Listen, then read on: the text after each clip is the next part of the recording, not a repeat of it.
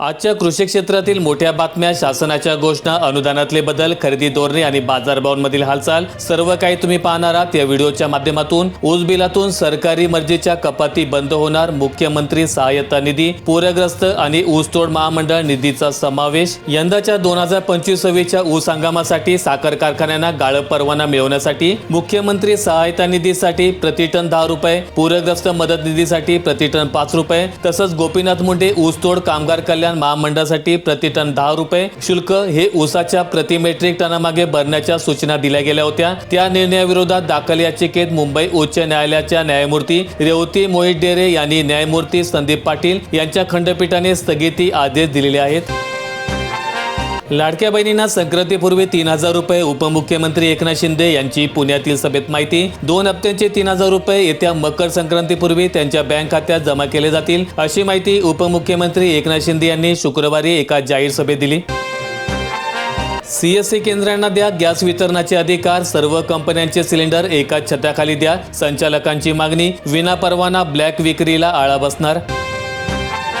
Urea नव्हे ते खत 100% पोटॅश तपासणीतून सिद्ध, रावेर तालुक्यातील शेतकऱ्याचा दावा तथ्यहीन। IPL कंपनीच्या खताविरोधात रावेर तालुक्यातील शेतकऱ्यांनी केलेला दावा खोटा असल्याचे नमुने तपासणी अंती सिद्ध झाले। प्रयोगशाळेत तपासण्यात आलेल्या IPLच्या खतात युरिया नसून 100% पोटॅश असल्याचं आढळलं आहे।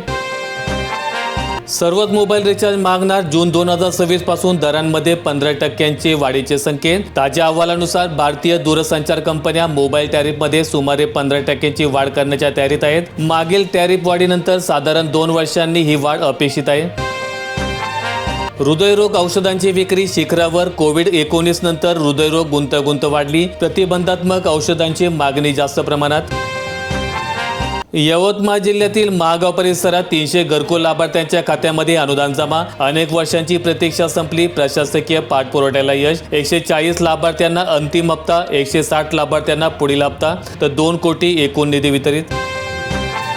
पांढरकवडा परिसरात 636.47 क्विंटल सोयाबीन वखार महामंडळाने नाकारले, वनी वखार व्यवस्थापकाचा भोंगळ कारभार। 15 नोव्हेंबर पासून सुरू झालेल्या खरेदी प्रक्रियेत नाफेड आणि जिल्हा मार्केटिंग अधिकाऱ्यांनी नेमलेल्या ग्रेडर मार्फत FAQ गुणवत्तेनुसार सोयाबीनची गाळणी केली जात होती। प्रत्येक 100 किलो मागे 25 किलो पर्यंत माती, काळी कचरा, अपरिपक्व व तुटलेले दाणे या 3 ग्रेडचा समावेश मान्य करत येत होता। त्यानुसार 636.47 क्विंटल सोयाबीन वखार महामंडळाच्या वनी येथील गोदामात पाठवण्यात आला।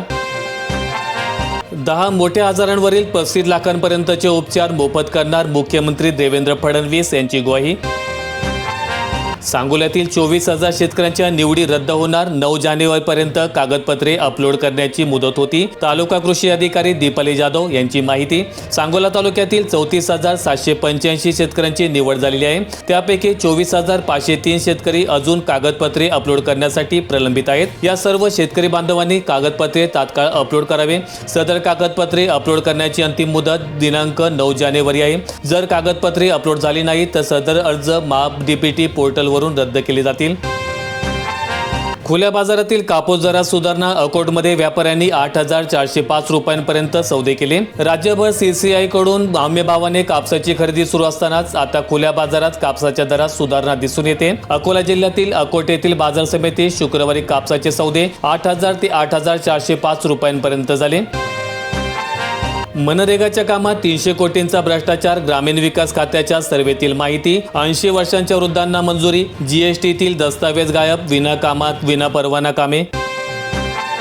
गडचिरोली जिल्ह्यात 62 कोटींची धान विक्री, पण चुकारे मिळणार तरी कधी, शेतकरी झाले हवालदिल, कर्जाचा डोंगर वाढल्यामुळे आर्थिक कोंडी। ज्या शेतकऱ्यांनी बँकांकडून पीक कर्ज घेतलंय त्यांना 31 मार्च पूर्वी भरावे लागणार आहे। चुकारे रखडल्यास हे कर्ज कसं फेडायचं आणि पुढच्या हंगामाची सोय कशी करायची, असा प्रश्न निर्माण झालाय।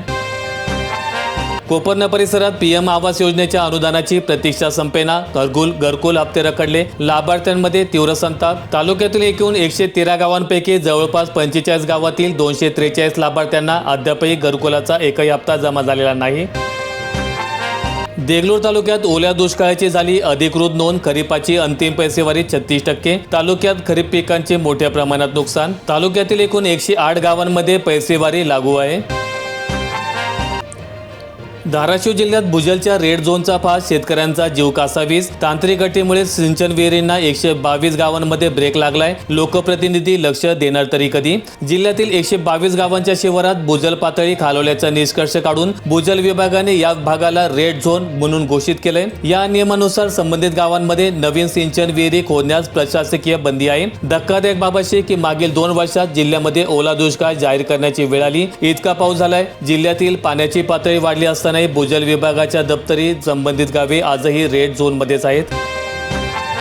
बुलढाणा जिल्ह्यातील खामगाव परिसरात तुरीची आवक 92.8% वाढली. दर मात्र घसरले. काढणीचा वेग वाढलाय. दर मात्र किमान आधारभूत किमतीपेक्षा कमी. शेतकरी सन्मान निधी योजनेची वेबसाईट बंद. शेतकऱ्यांचे सेतू केंद्रात हेलपाटे. आधार लँड सीडिंग रखडले. द्राक्षांची पंढरी संकटात. अतिवृष्टीमुळे निफाड तालुक्यातील 70% बागांना फळधारणा नाही. हंगामाच्या प्रारंभी द्राक्षाला 150 ते 200 रुपये प्रति किलो अशा तुलनेने भाव मिळत असला तरी दीर्घकाळ लांबलेल्या परतीच्या पावसामुळे द्राक्ष बागांचे मोठ्या प्रमाणात नुकसान झाले. जालना कृषी उत्पन्न बाजार समितीत आवक वाढली. तुरीला समाधानकारक भाव 7,33,49,480 रुपयांची उलाढाल. प्रधानमंत्री घरकुल लाभार्थ्यांना सोलर ऊर्जेचा मिळणार पुशबॅक. DRDA कडून अंमलबजावणी 15,000 रुपयांचे अनुदान मिळणार. अमरावती जिल्ह्यातील 14 तालुक्यामध्ये सन 2024-25 या आर्थिक वर्षात सुमारे 80,000 प्रधानमंत्री घरकुल योजनेतील लाभार्थ्यांना सौर ऊर्जेचा लाभ मिळणार आहे. मात्र ही योजना ऐच्छिक असणार आहे.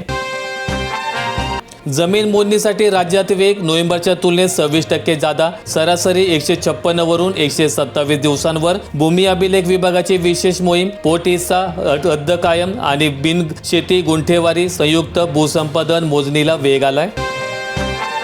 राज्यात 30 लाख लाडक्या बहिणींना धक्का. KYC पूर्ण न केल्यास आर्थिक लाभ बंद होणार. आता KYCची प्रक्रिया बंद झाल्यामुळे या महिलांमध्ये चिंतेचं वातावरण निर्माण झालंय. लाडकी बहीण योजनेच्या अटी निश्चित करण्यात आलेल्या आहेत. भंडारा जिल्हा मार्केटिंग 20 लाख क्विंटलचा कोटा संपला. 15 दिवसांपासून जिल्ह्यातील खरेदी प्रक्रिया ठप्प. मर्यादेअभावी बळीराजाच्या तोंडचा घास हिरावलाय. पणन विभागाचे पोर्टल बंद असल्यामुळे शेतकऱ्यांनी केंद्रावर आणलेला धान तिथेच पडू नये. हवामानातील बदलामुळे आणि अवकाळी पावसाच्या सावटामुळे हा धान खराब होण्याची भीती व्यक्त होत आहे. नोंदणी करून 15 दिवस उलटले तरी पोर्टल उघडत नसल्यामुळे आता हा धान व्यापाऱ्यांना कमी दरात विकावा की काय अशी संभ्रमावस्था शेतकऱ्यांची निर्माण झालेली आहे. वाशिम जिल्ह्यात पीक विम्यासाठी क्रांतिकारी शेतकरी संघटनेचे चक्काजाम आंदोलन. रिसोड वाशिम मार्ग ठप्प. सरकार व पीक विमा कंपन्यांमध्ये साटेलोटे असल्याचा आरोप. सरकारने पीक विमा कंपन्यांच्या सांगण्यावरून उंबरठा अट लागू करून उत्पादनाचा निकष लावला असून त्यामुळे शेतकऱ्यांच्या जखमेवर मीठ चोळण्याचं काम केलेलं आहे. नाशिक जिल्ह्यातील बाजार समितीमध्ये लाल कांद्याच्या दरात घसरण. खर्च निघेना. कांदा उत्पादक शेतकरी हवालदिल. आवक जास्त मागणी कमी. शेतकरी आर्थिक संकटात. नशेची कोणतीही औषधे प्रिस्क्रिप्शन शिवाय विकू नये. आयुक्तालयांचे निर्देश. केमिस्ट आणि ड्रगिस्ट यांना कायदेशीर खबरदारीचे आवाहन. 24 तासात राज्यामध्ये थंडीचा जोर वाढणार. डीप डिप्रेशनचा फटका महाराष्ट्राला देखील बसणार. महाराष्ट्रात थंडीचा जोर काहीसा कमी झाला असून किमान तापमानात वाढ झाली. ढगाळ हवामान, पहाटेचे धुके आणि पुढील दिवसात पुन्हा थंडी वाढण्याचा अंदाज हवामान विभागाने वर्तवलाय. ऊस कांडीऐवजी रोपवाटिकेतील रोपे लावण्याकडे शेतकऱ्यांचा कल वाढला. कमी खर्च, जास्त उगवण, वेळेची बचत आणि उच्च उत्पादनामुळे शेती पद्धतीत होत आहेत मोठे बदल. व्हिडिओ आवडला असेल तर लाईक ठोका, शेअर करा आणि अशा दैनंदिन शेतकरी बातम्या अपडेट्स मिळवण्यासाठी सबस्क्राईब करून बेल आयकॉनचं बटन दाबा.